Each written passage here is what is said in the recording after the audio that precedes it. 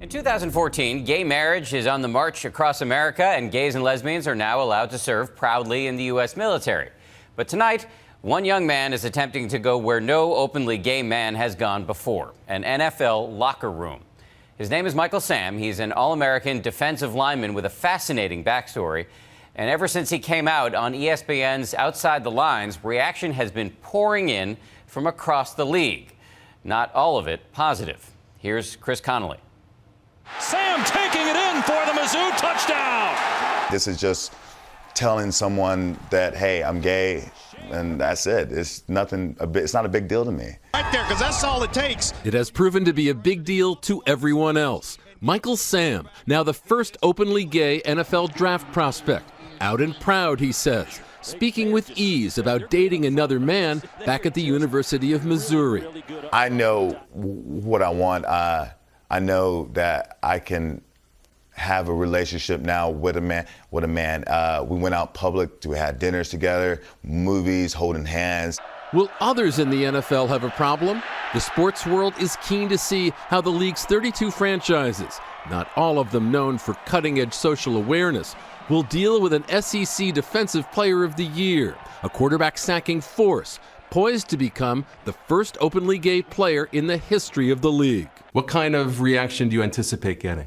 You know, there will be negative reactions all around. I expected, but they're going to be positive. Oh, that was Michael Sam. There are also uncertainties as the pro football world confronts a new reality.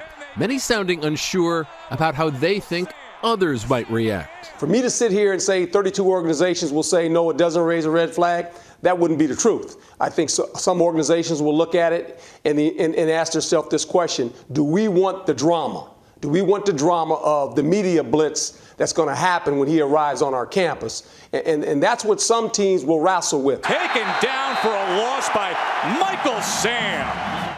By announcing his sexual orientation before the draft in May, Sam diffused a whisper campaign that he feels might have commandeered his story. Why do you think it's important for the NFL to know this about you before the draft? Once scouts came and asked about me, you know, they told about, like, Michael Sam's gay. But I didn't know how many media actually knew.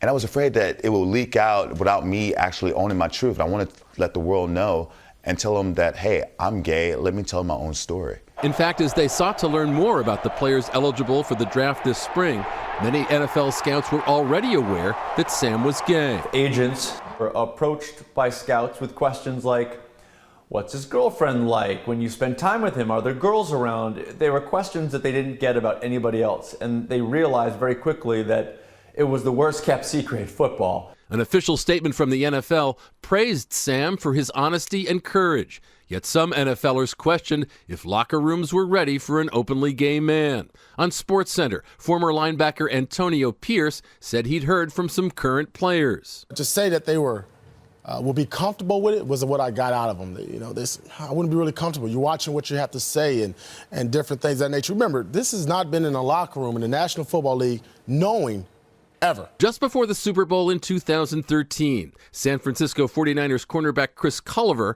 made these comments on the Artie Lang Show. I don't do the gay guys, man. I don't do that. No. Are there any on the 49ers? Nah. They don't got no gay people on the team. You know, they got to get up out of here if they do. Can't be with that sweet stuff. Nah. Really? Is that true? Yeah, it's true. Culliver later apologized for the comments and said, "They are not how I feel." And in a recent interview with the NFL Network, Jonathan Vilma said this about the prospect of having a gay teammate. I think that he would not be accepted as much as we think he would be accepted. I don't want people to just naturally assume, like, oh, we're all homophobic. That's really not the case. Imagine if he's the guy next to me and, you know, I get dressed naked, taking a shower, the whole nine, and it just so happens he looks at me. How am I supposed to respond? How prepared do you think you are for what that locker room experience will be like? It's a workplace. It's a business workplace, and we have to act professional. And I mean, I know that I've never been attracted to my teammates because I don't want that problem. If Sam seems unconcerned about the whole thing, it may help to know a little about the obstacles he's already had to overcome. There were some hardships, there was some tragedy and some adversity telling the world that I'm gay is nothing compared to that. Sam grew up in Hitchcock, Texas, a small town outside Galveston, and to say he had a tough childhood would be a bold understatement. I endured so much in my past, so much tragedy. And growing up, seeing my older brother killed from a gunshot wound, seeing not knowing that my older sister died when she was a baby, and I never got the chance to meet her. My second oldest brother went missing in 1998, and me and my little sister was the last ones to see him, and we pronounced him dead 2 years later. In high school, Sam says he suspected that he might be gay, but says he wasn't certain until he got to college. Last August, he came out to his Missouri teammates during a preseason meeting. I used that opportunity just to tell them that I was gay, and the reaction was like, Michael Sam finally told us, even though they knew it was out, it was public, it was news.